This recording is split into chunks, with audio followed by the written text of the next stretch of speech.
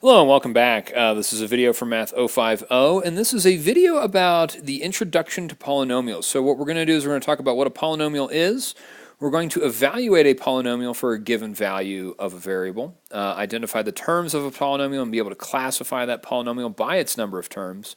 We're going to identify the coefficients and degree of each term of a polynomial and the degree of the polynomial itself, and then we're going to collect like terms or combine like terms of that polynomial. So let's talk about what a polynomial is. All right, so I'm just going to write out a generic polynomial. All right, and so let's just do, say, something like 3x squared plus 2x plus 1.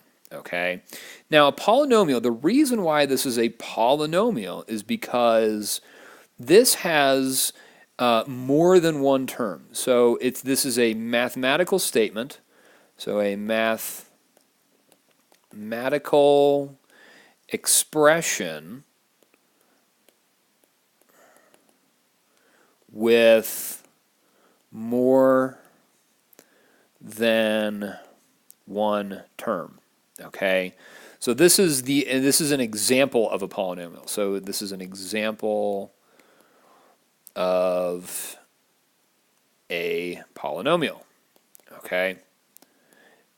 And what I want to talk about is this concept of a term. Okay, so a term is what is separated by a plus or minus symbol. So a term is what is separated by a plus or minus symbol. Okay, and so, when I think about this, when I think about the polynomial, say 3x squared plus 2x plus 1, okay, each of these, okay, these are my terms. Okay, these are the terms of the polynomial. All right, and what we're going to look at is nomial. And what we're going to look at is, classifying these based off of the terms, and we'll look at what the numbers mean in front of each of these variables and so forth. So that's just kind of a broad overview of what a polynomial is. Okay, so it's a mathematical statement with more than one term. All right, so what I want to do is evaluate the polynomials for these given x values. We want to do it when x is equal to 2 and when x is equal to negative 4. So I'm going to come in here into 3x plus 5, and what I'm going to do for the first thing is I'm going to let x equal 2. Okay, and what I'm going to do is I'm going to plug in x into my polynomial. All right, so I'm going to do 3. I'm going to substitute in 2 for x, and then add 5. Okay, and so now what we have is we have to do this based on order of operation. So I need to multiply first and then add later. So I'm going to do 3 times 2, which is going to give me 6, and then we'll add 5, and then we get 11, and that's my answer. So I'm just evaluating that, plugging it in, and doing the math. Okay, let's do this for x equals negative 4. So let x equal negative 4. I'm going to plug that in, and so I'm going to rewrite this polynomial and replace x with a negative 4. So 3 times negative 4 and then plus 5. So 3 times negative 4, that's going to give me negative 12. And then if I add 5 to that, that's going to give me negative 7. Okay, and that's what we're doing. Okay, all right, let's take a look at the next one. Okay, this gets a little bit more difficult here. And so let's do the first one. Let's let x equal 2. Okay, so I'm going to plug that in. So I'm going to do 2 quantity 2 squared. Now, whenever I have this, I always put this part in parentheses when I'm raising this to an exponent. Okay, and it'll be more clear when I plug in negative 4 and why we do that. Okay, and so then I'm going to do minus 7 times 2, and then plus 3. Okay, so now what I want to do is I want to do my exponents first. So I'm going to do this, and 2 squared is 4, so 2 times 4. Okay, and then minus 7 times 2, and then plus 3. Okay, 2 times 4, this is going to give me 8. Okay, negative 7 times 2 is negative 14, so minus 14, and then plus 3. All right, so then 8 minus 14, that's going to give me negative 6. And then we're going to add 3, and so the final result there is going to give me negative 3 as my answer. All right, so we're just plugging that in. Okay, let's do this for negative 4. Now this is going to be a little bit different, so I'm going to let x equal negative 4. Okay, and if I plug that in, I'm going to get 2 quantity negative 4 squared minus 7 times negative 4, and then plus 3. Okay, now why I do this, why I put these numbers in parentheses is because of my sign. All right, now when I do this, when I have, negative 4, and let me write this over here. If I have negative 4 squared, really what I'm doing is I'm doing negative 4 times negative 4. Okay, and so what that's going to give me then is going to give me a positive 16. Okay, and so we always want to keep track of those signs. All right, so now what I've got, I've got 2 times positive 16 minus 7 times negative 4, and then plus 3. Okay, so let's do our multiplication. 2 times 16 is going to give me 32. All right, negative 7 times negative 4 is going to give me plus 28. Okay, and then plus 3. All right, so what I want to do now is add 32 and 28, and that's going to give me a value of 60. And then plus 3, and then we add those together, and we're going to get 63, okay? And that's it, okay? All right, let's take a look over here at the last one, and last one's pretty interesting. I'm going to let x equal 2. All right, so let x equal 2. Now watch what I do here. If I plug this in, I'm going to get 2 minus the quantity 2 cubed. Okay, so I want to evaluate the 2 cubed first. Now 2 times 2 times 2 is going to give me 8. So I've got 2 minus and then 8, and then that's going to give me a value of negative 6. Okay, now if I do the same for negative 4 and do let x equal negative 4, I'm going to plug that in, and it's going to be 2 minus the quantity negative 4 cubed. Okay, so now when I do negative 4 cubed, this is where we got to be careful. All right, so negative 4 to the third power is like me doing negative 4 times negative 4 times negative 4. All right, now when I take negative 4 times negative 4, that's going to give me positive 16. Okay, negative times negative is a positive, but if I multiply that again by negative 4, then that's going to make my answer negative. Okay, so this is going to give me negative 64. So this is where a lot of us will run into issues. Okay, and just keeping our signs straight, all right? So it's important that we put things in parentheses so that we make sure that we do things correctly. So let me do this. 2 minus negative 4 cubed is negative 64. So I'm going to do minus 64, okay, and put that in parentheses like that. So now, subtracting a negative, I'm going to do 2 plus 64, and that's going to give me a value of 66, okay? And that's all we're doing, okay? So kind of, some nuances there, but I did want to make sure that, we talked about taking a negative and squaring it, what's going to happen. And that's always going to give, if you take a negative and you square it, it's always going to give you a positive number.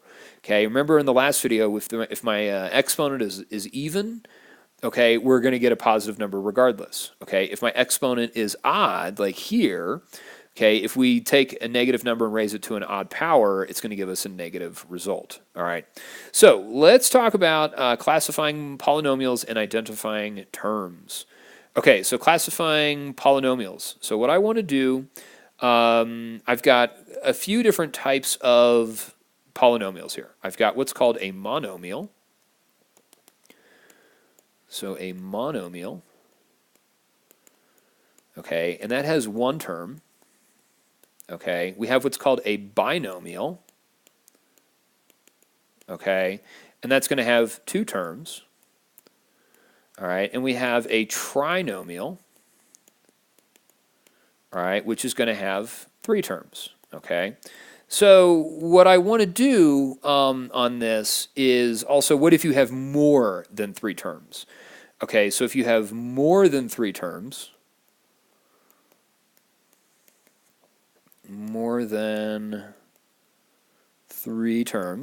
okay, then we call that a polynomial, all right?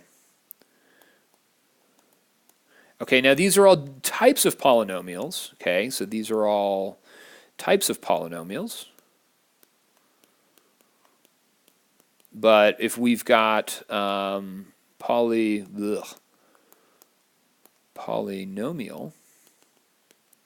types of polynomials, okay? So it just kind of depends if, if I've got a one term, if they say monomial, it's going to have one term. Same thing with binomial, two terms, trinomial, three terms. But if you've got more than one, we just call it a polynomial, okay?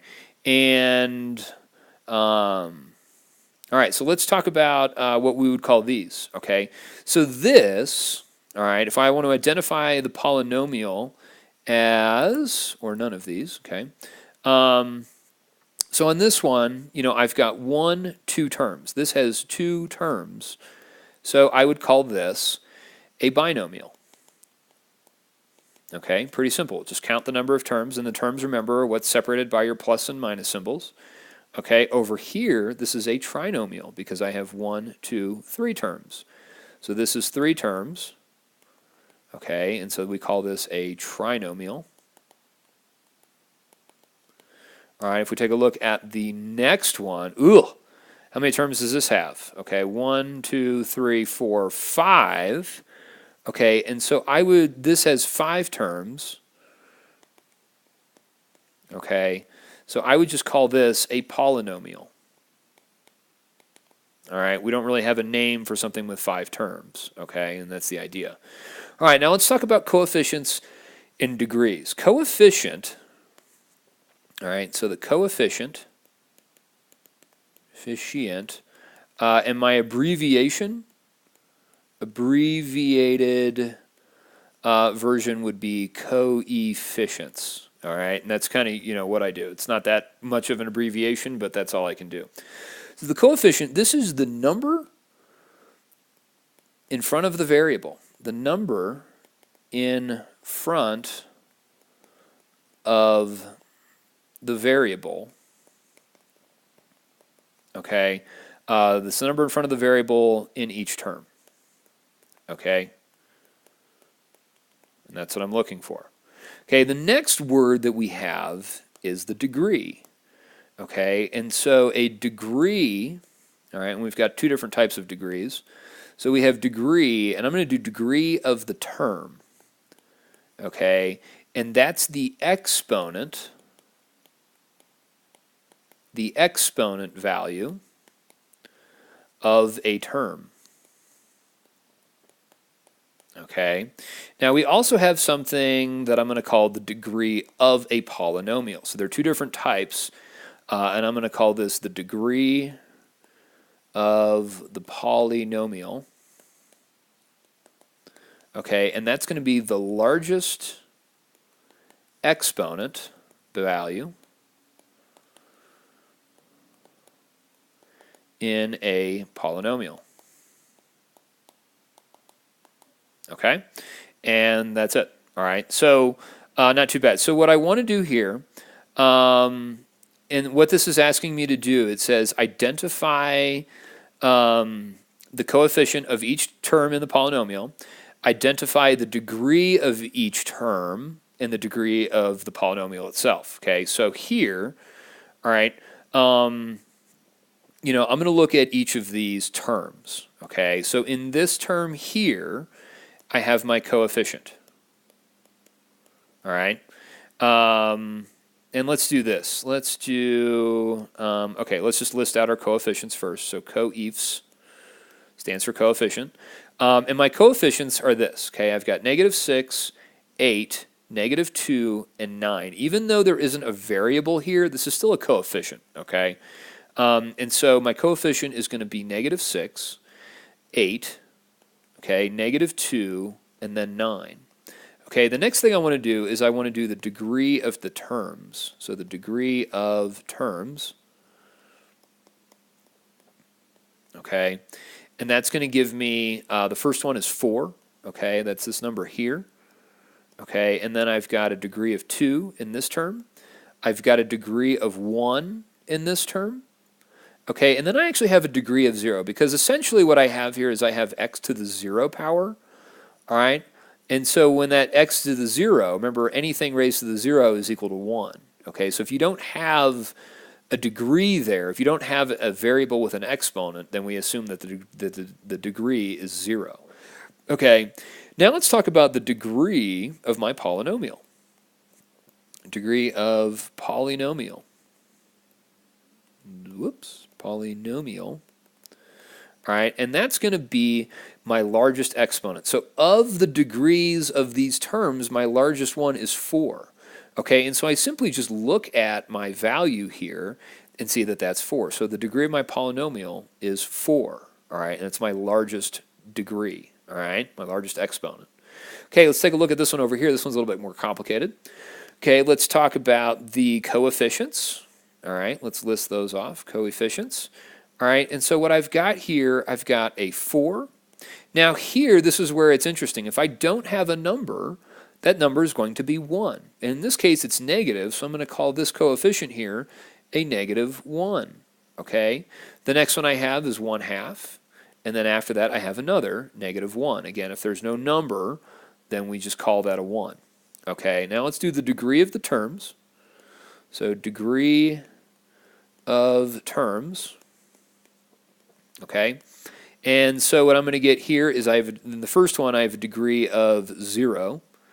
All right, and let me underline these. These are my, okay, I'm going to put a 1 here, 1/2, and -1, put that there. Okay, first off, in that first term, I have a degree of 0. Okay, I have a degree of 3 in that term. I have a degree of 6 in this term, and I have a degree of 5 in this term. Okay, now the degree of my polynomial,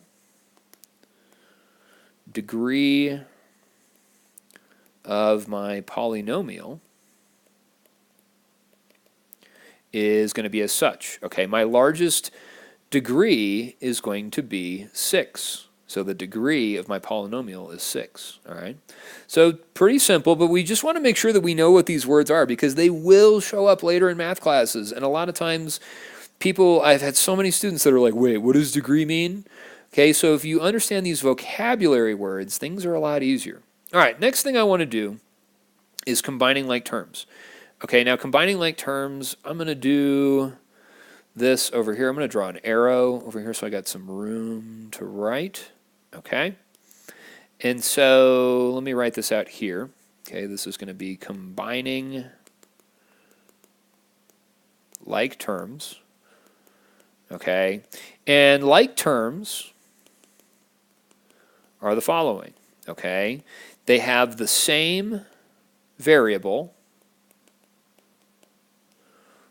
and same degree. Okay, so let's think for an example purposes. All right, let's just think of this. Let's say I wanted to combine the like terms of, say, 5x squared plus 3x squared plus 2x minus 4x and then plus 5 plus 2. Okay, so what I notice here, my like terms are as such. Okay, if I've got 5x squared, okay, and 3x squared, those are like terms because they have the same variable, okay, x and x raised to the same power, 2 and 2. All right, so what I've got here is I would actually write this, and all I'm going to do when I combine like terms is I just add the coefficients, okay? I'm going to write that up here, okay? Combining like terms mean we add the coefficients. I'm going to put that up here. So add the coefficients, all right? And so what I would do is I would say, okay, I've got 5x squareds and 3x squareds. If I combine them, I have a total of 8x squareds. Okay, now here on this one, 2x and -4x are like terms because they just have a single x in them. Okay, so if they have those, then we can combine them. So then I would just add my coefficients. So 2 plus -4 or 2 minus 4 is going to give me -2. So I'd write this as -2x. Okay, and then if I just have numbers like 5 and 2, okay, we can obviously combine those, and I think we're pretty good at that. We're just going to add those together, and that's going to give us 7. Okay, so here is my polynomial once I've combined those like terms. All right, and it's really not too bad. All right, so let's look down here at this example here. And so what I want to think about is, okay, first of all, All right, I see my first term has it's 4x cubed. Okay, do I have any other terms in here with an x cubed? And I see that I have that here. So I'm going to combine those. Okay, so I've got 4x cubed and 4x cubed and 2x cubed. Okay, so if I add those together, I'm just going to do 4 plus 2, which gives me 6x cubed, and that's that. Okay, the next one is x squared. Okay, let's see what we've got. Here I see an x squared, and here I see an x squared. Okay, remember the coefficient in front of here is going to be 1. So I've got negative 4x squared and then plus an x squared. And negative 4 plus 1 is just going to give me negative 3. So I've got minus 3x squared. Okay, and then when I look over here and I see this 5x, I don't see anything else that I can combine with it. Okay, so I'm just going to leave that as a 5x. So plus 5x. There's no other like terms. I can't combine them. Now, a lot of us have this issue when we combine like terms, especially if you have like, you're probably like wondering like, well, why can't we do this? Okay, why can't I combine them? Think about it like this. Okay, so let's think of, I like to think of fruit. All right. Now, if I wanted to, let's say I had 2 oranges. Okay. All right, let's say I have 2 oranges. Okay. And let's say that I want to add in a banana. Okay, so I'm going to take 2 oranges and then add in a banana. So my banana is going to look like this. All right. Now the question is can you combine these? And the question is no. I mean, you could say that yes, you have 3 pieces of fruit, but if I were to say, okay, I have 2 oranges and I'm going to add a banana, okay, how many oranges do I have? And you're still just going to have 2, and then you're going to add on this extra banana. Okay, and that's why I always kind of go back to that, because I sometimes have students that are like, hey, how come I can't combine these and get them as a single number? And it's like, well, they're not the same thing. Okay, so it is a little tricky. It is a little hard to see these sometimes, but just trust the process and follow these rules, and you'll be good to go. So go ahead and get started on the homework, and we'll see you soon. Thanks a lot. Bye.